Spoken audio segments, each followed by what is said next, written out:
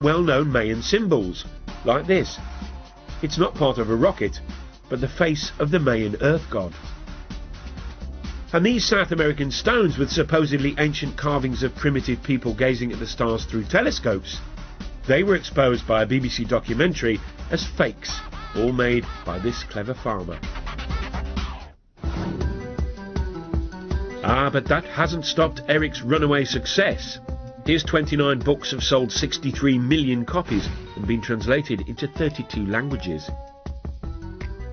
Brian Appleyard is a leading British author who's written on the public's fascination with UFOs. He thinks von Daniken's success is down to people's growing distrust of experts, which leads to a taste for conspiracy theories.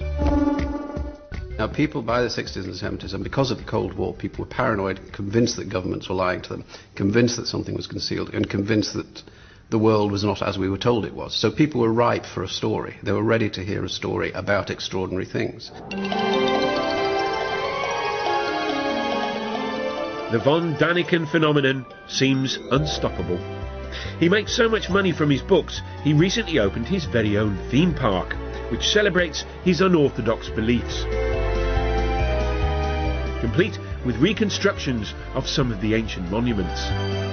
You see great things like the desert of Nazca in Peru, like Stonehenge. It's a laser show, by the way. In a breathtaking laser show, the visitor experiences the spectacular sight of Stonehenge. There's even a guided tour, which aims to answer all those big questions you've been dying to have answered. Did the mythical continent of Mu ever exist? What is the secret of the underwater structures off the Japanese island of Yonaguni? Von Daniken's success has also inspired a whole new generation of authors, including the likes of New Age writer David Hatcher Childress. People are attracted to Eric's series, I think, because there are genuinely unexplained mysteries of the past.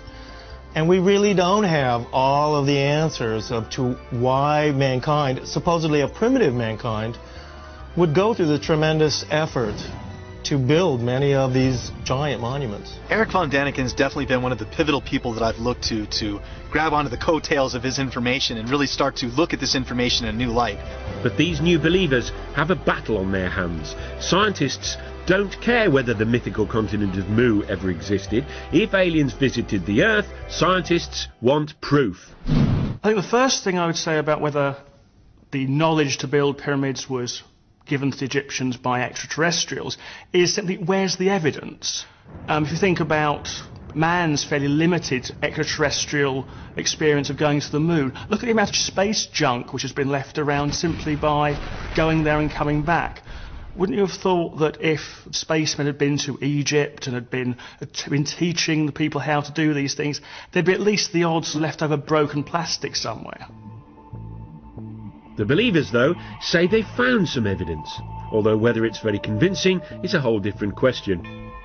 According to them, aliens did leave some space-age technology behind. This 2,000-year-old pottery jar, for example. It was discovered in Baghdad in 1938. Inside it were copper and iron rods, similar to a modern battery. Back in California, Jason Martell has built his very own replica. What we're looking at basically is just a simple clay pot formed with the clay found naturally in that region, and then using a simple copper lining and a iron metal rod down the center. This was in back in their days used either a rubber or an asphalt stopper. Jason fills the pot with an acid solution, vinegar, and now he's expecting something spectacular to happen. All right, the moment of truth.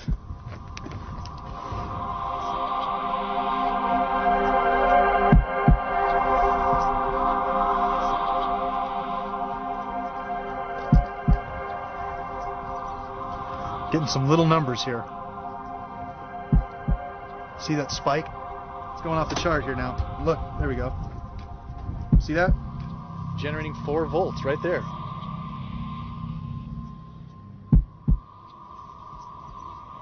What we attribute to ancient man, they deserve a lot more credit than we're giving them. because obviously we can test the devices with our understandings of technology and get a reading. Here we are, 4 volts right there from the battery. So obviously they were able to make this happen. What were they using it for? Very possibly electricity. Now, what ancient Iraqis might have done with the 4 volts of electricity, nobody's sure. As for aliens, why would they need an old clay pot when they can zoom through interstellar space? If making a little pot, filling it with vinegar and sticking a bit of copper in it, and then seeing that there's some bubbles appear, is space age technology, fine. Back at Eric's theme park, the Baghdad battery is given pride of place, alongside an object based on an Egyptian drawing which he claims was an electric light bulb. The Egyptologists, though, say it's a well-known symbol and is actually just a snake inside a flower. The spoil sports. But Eric is convinced the ancient Egyptians used electricity to light up the dark passages in their pyramids. Someone must have nicked all the wires. Now, you may have been thinking that aliens could have brought us something more useful than the odd light bulb. Well, the same thought occurred to this man. He believes they brought the technology to tap into a cosmic energy source, which they then linked to all the ancient monuments on the Earth. Funny, he doesn't look crackers. One of the things that makes human beings sort of special is that we live in big, sophisticated societies full of big, complex buildings. It's called civilization. Which is why so many people positively hate the idea that the whole thing might have been kick-started by aliens. At the heart of the theory is the suggestion that extraterrestrials built the very first big buildings of all back in the ancient past. Which is all very well and good, but the believers have had a hard time explaining why the aliens did all this. Were they just trying to show off? Not according to this man. Here he is, hiding in Stonehenge.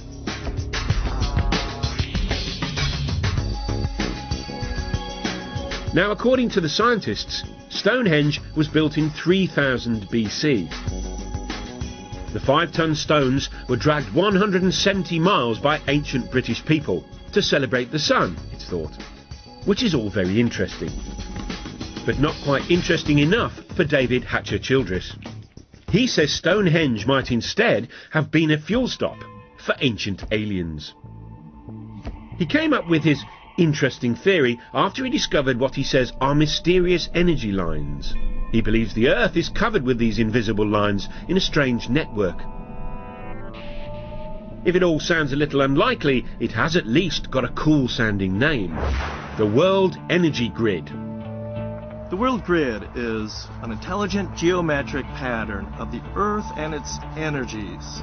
A wave of the sunlight hits the Earth and wraps the Earth like a ball of string of energy, creating this energy grid. As you might have guessed, no scientist believes in this grid or the energy that it apparently contains.